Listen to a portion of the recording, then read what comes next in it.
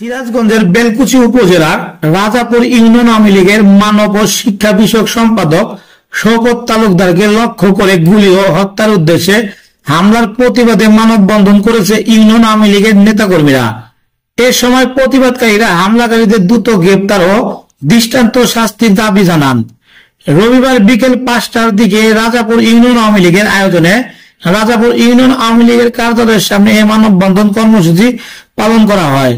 Rajapur union Awami লীগের সহসভাপতি সাইফুল ইসলামের সভাপতিত্বে ও রাজাপুর ইউনিয়ন আওয়ামী লীগের সাধারণ সম্পাদক বদর তালুকদারের সঞ্চালনায় বক্তব্য রাখেন উপজেলা পরিষদের চেয়ারম্যান ইঞ্জিনিয়ার আমিনুল ইসলাম সরকার, উপজেলা পরিষদের সাবেক chairman Mohammad Ali Akand, Rajapur UP chairman Sonia Sabur Akand, সাবেক UP chairman Ataur Rahman, Shawkat Talukdar, union Awami লীগের যুগ্ম সাধারণ সম্পাদক সেলিম রেজা, পৌর ছাত্রলীগের সভাপতি আক্তার হামিদ প্রমুখ।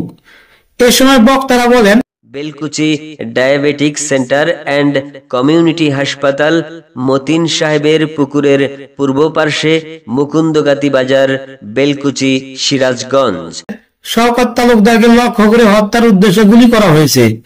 বিগততে এই ইউনিয়নে অনেকগুলো হত্যা করা হয়েছে। এই সময় ঘটনার মামলা হয়, কিন্তু উপযুক্ত বিচার হয় না। প্রকৃত আসামিরা ধরাছোঁয়ার বাইরে থাকে। এভাবে চলতে থাকলে এই এলাকায় কখন কাকে সন্ত্রাসীদের হাতে খুন হতে হবে সেটি কেউ বলতে পারে না। তাই দ্রুত হামলাকারীদের গ্রেপ্তার করে শাস্তির ব্যবস্থা করা না হলে আগামীতে বড় ধরনের আন্দোলন কর্মসূচি দেওয়া হবে। সংবাদের আলো, ডেস্ক নিউজ।